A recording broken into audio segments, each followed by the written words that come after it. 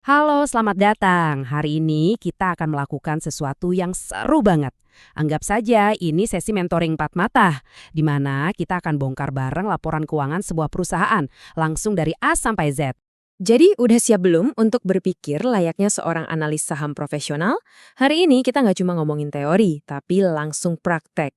Studi kasus kita adalah PT Asia Pacific Investama Tbk atau yang kodenya MYTX. Yuk kita mulai investigasinya. Oke, aturan main nomor satu dalam setiap analisis itu simpel. Kenali dulu pasien kita. Sebelum kita loncat ke angka-angka yang mungkin bikin pusing, kita harus paham dulu MYTX ini perusahaan apa sih? Jualannya apa? Dan posisinya di pasar itu gimana? Nah, ini dia KTP perusahaannya. Sektornya consumer cyclicals. Artinya bisnisnya ini sensitif banget sama naik turunnya ekonomi. Subindustrinya tekstil.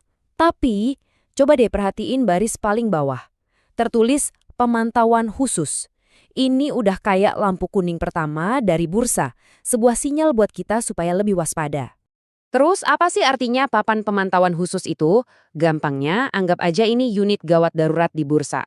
Saham-saham yang masuk ke sini itu berarti lagi punya masalah yang serius. Salah satu penyebab utamanya, dan ini yang jadi fokus kita, adalah karena ekuitasnya negatif. Ini bukan lagi sekedar lampu kuning, ini udah alarm.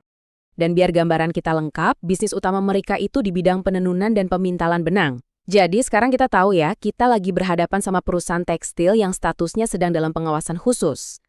Oke, perkenalan selesai. Sekarang saatnya kita mulai operasi bedah laporannya. Kita mulai dari yang paling dasar, neraca keuangan.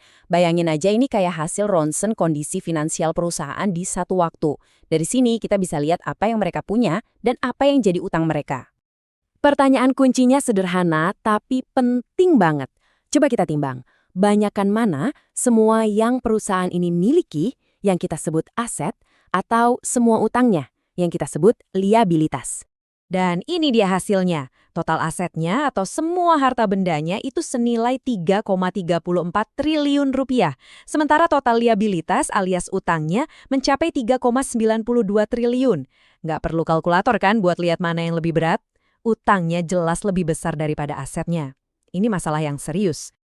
Ada satu hukum dasar di dunia keuangan ya. Kalau utang sebuah perusahaan lebih besar dari asetnya, itu artinya nilai bersih atau ekuitas untuk pemegang saham itu negatif. Gampangnya gini deh, kalau perusahaan ini jual semua hartanya buat bayar semua utangnya, duitnya itu nggak bakal cukup, masih nombok.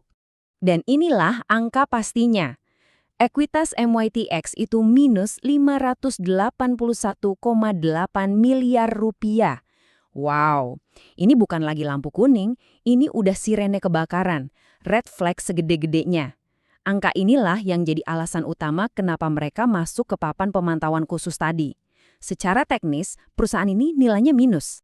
Oke, kita udah tahu kondisi neracanya parah. Tapi, mungkin nggak sih bisnisnya sehari-hari itu masih menghasilkan keuntungan? Nah, untuk tahu jawabannya, kita harus periksa laporan laba rugi. Coba kita lihat grafiknya. Tren penjualannya jelas banget, menurun. Dari 1,26 triliun di tahun 2024, anjlok jadi cuma 1,02 triliun di tahun 2025. Mesin utama penghasil uang mereka lagi melambat. Ini red flag kedua. Tapi, disinilah ceritanya jadi aneh. Penjualannya turun, tapi coba lihat angkanya. Mereka berhasil balik dari rugi 75,5 miliar jadi laba 17,7 miliar. Tunggu dulu, kok bisa? Pendapatan utama turun tapi hasilnya malah untung? Ini misterius. Ada sesuatu yang harus kita gali lebih dalam. Nah, ini pelajaran penting nih. Laba yang ada di laporan itu bisa jadi cuma laba di atas kertas. Belum tentu jadi uang tunai beneran di rekening. Makanya, kita harus jadi detektif dan mengikuti jejak uangnya. Kemana? Ke laporan arus kas. Sebelum kita lihat angkanya, kita pahami dasarnya dulu ya. Arus kas itu punya 3 sumber. Pertama, operasi. Ini duit yang didapat dari bisnis inti mereka, ya dari jualan kain dan benang tadi. Kedua, investasi. Ini duit dari jual beli aset kayak mesin atau gedung. Ketiga, pendanaan. Ini duit yang datang dari pinjaman baru atau yang keluar buat bayar utang. Dan inilah jawaban dari misteri tadi. Lihat tabelnya. Dari operasional bisnis, mereka memang dapat uang masuk 12,8 miliar. Tapi coba lihat arus kas dari pendanaan. Minus 37,4 miliar. Artinya, mereka keluarin duit jauh lebih banyak, kemungkinan besar untuk bayar cicilan utang. Hasil akhirnya, total kas mereka justru berkurang 20,5 miliar. Jadi, laba tadi itu cuma ilusi, kenyataannya mereka lagi bakar duit. Oke, semua petunjuk sudah kita kumpulkan. Sekarang, waktunya kita rangkum semua temuan kita dari pemeriksaan kesehatan keuangan MIT-X ini. Jadi, mari kita simpulkan semua red flag yang kita temukan. 1. Ekuitasnya negatif, utang lebih besar dari aset. Ini fatal. 2. Penjualannya terus menurun, bisnisnya lagi lesu. 3. Statusnya pemantauan khusus, udah dicap bermasalah sama bursa. Dan 4. Arus kasnya negatif, artinya perusahaan ini lebih banyak bakar duit daripada menghasilkan duit. Nah, sebagai mentor, tugas saya bukan untuk bilang beli atau jual. Tugas saya adalah menunjukkan semua faktanya, baik dan buruknya. Sekarang, pertanyaannya saya kembalikan ke Anda. Sebagai investor, setelah melihat semua risiko yang terpampang nyata ini, coba tanyakan pada diri sendiri. Apakah potensi keuntungannya sepadan? Keputusan ada di tangan Anda.